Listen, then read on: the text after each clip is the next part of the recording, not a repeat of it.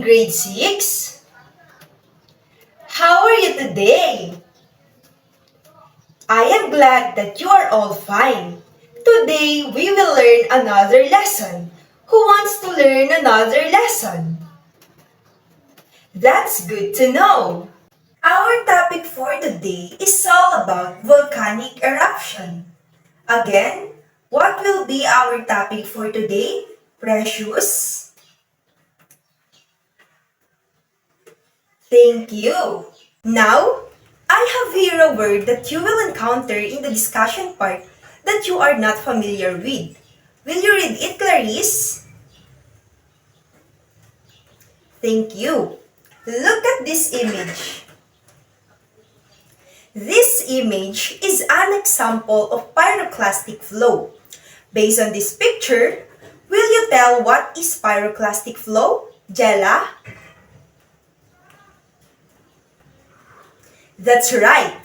Please read the meaning of pyroclastic flow. Angel? Thank you. You all now know what a pyroclastic flow is. I have here some questions that you will answer during our discussion. Kindly read the first question, Paulo. Thank you. Please read the second question, Gail. Thank you. Kindly read the third question, Kaiser. Thank you. For the last one, kindly read it, Anthony. Thank you. Now, here are the materials that we are going to use in an experiment later. Kindly go in front to present it with your classmates, Jessa.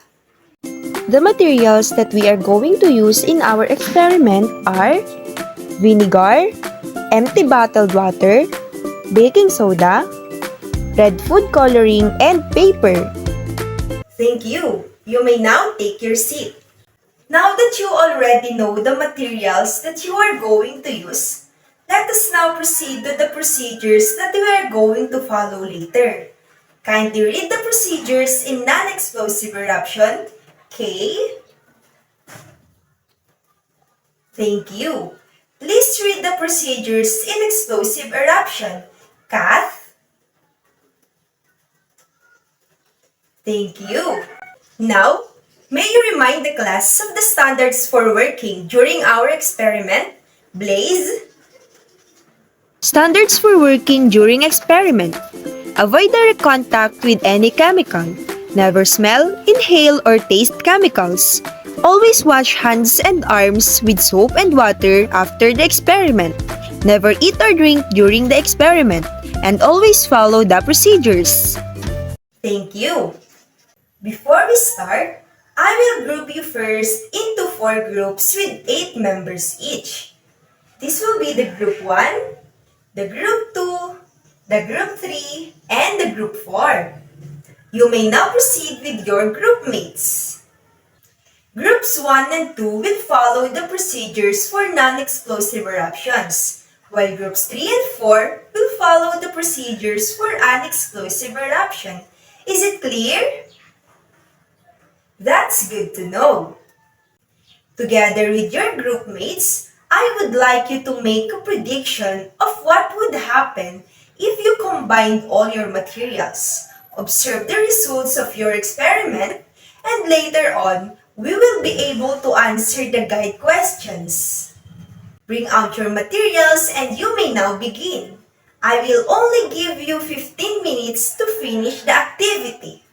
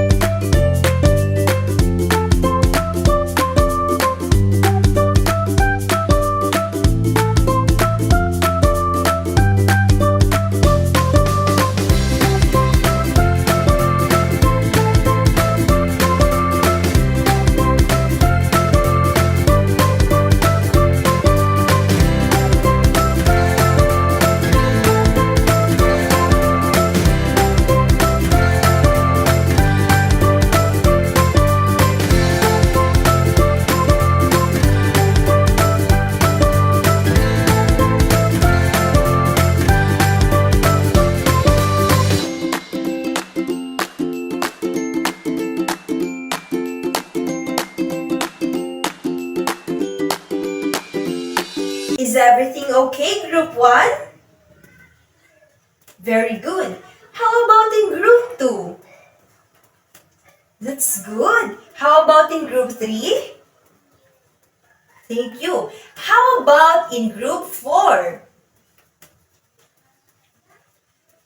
That's good to hear. You only have 10 minutes to finish the activity. Time is up. You may now arrange your chairs and keep all your trashes. Now that you are all done with the experiment, we can now answer our guide questions. Kindly read the first question, Burn. Thank you. Based on our activity earlier, where you created a volcano model, put different materials inside it, and let it explode, what do you think is a volcanic eruption? Luna? Very good. Will you give me another idea, Aliana? Right. From our activity earlier, what do you think the lava, rocks, and ash in that activity represent? Romeo? The baking soda, vinegar, food color, potassium permanganate, and glycerin represent the materials of the volcano like magma, rocks, and ashes. Very good. Altogether, kindly read the meaning of a volcanic eruption. Thank you. Now that you already know what the volcanic eruption is, kindly read the second guide question, Zaira. Thank you. Based on the activity we have done earlier, will you try to answer it, Darwin? Very good. Will you share your another answer, Assumpta? That's right. Please read it all together.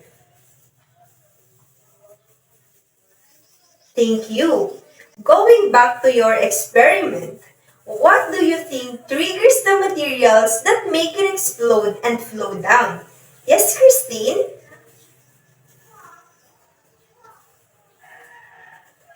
Exactly. Will you share your another answer based on your experiment, Sandrine?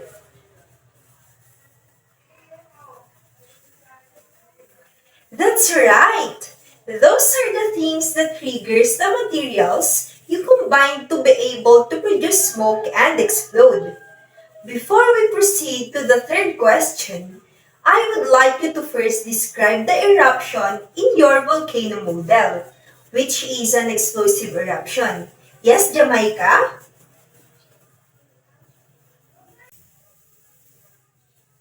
Exactly. How about the non-explosive eruption? Will you describe it based on your experiment earlier? Regine? That's right. Let us now proceed to the third question. Kindly read it, Almari.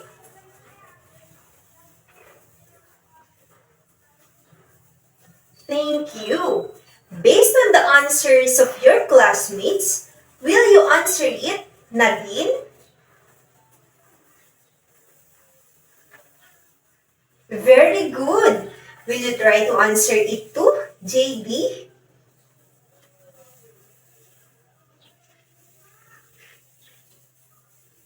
Correct. Will you read what an explosive eruption is, Fatima?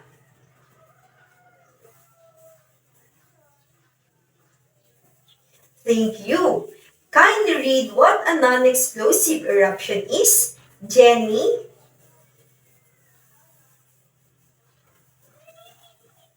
Thank you. Kindly read the last guide question, JM.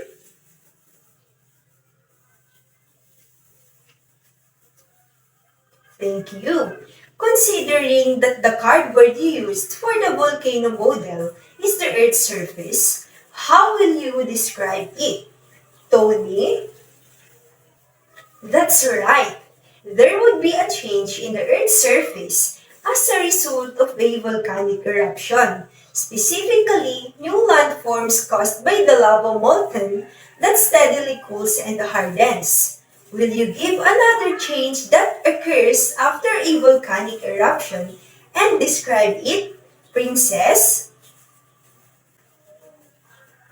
Correct! After a volcanic eruption, the ashes that it produces may form another layer of soil on the Earth's surface. Now, we have already tackled the adverbs of intensity last time. Will you give an example of adverb of intensity, Angelo?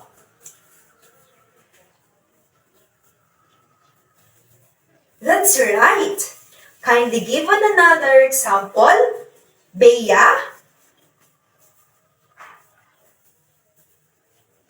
Correct. And there are many more examples of adverbs of intensity.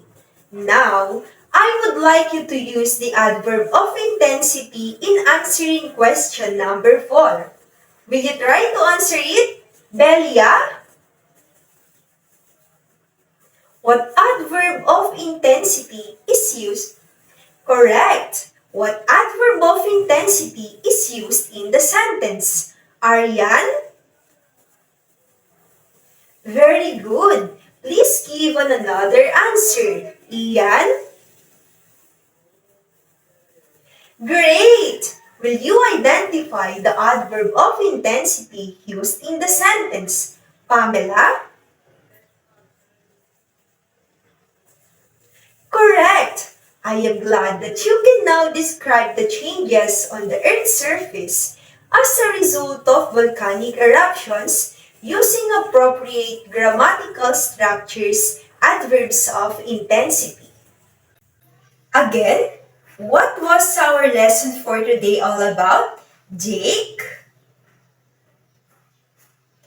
Correct! What is a volcanic eruption, Angelica? Exactly! How does the volcanic eruption occur? Karil? Very good! Will you give the two types of volcanic eruption, Jella? That's right! I am glad that you all understand our lesson for today. I hope that you enjoyed our experiment and you have learned something new today. That's all for today and hope to see you soon. Bye!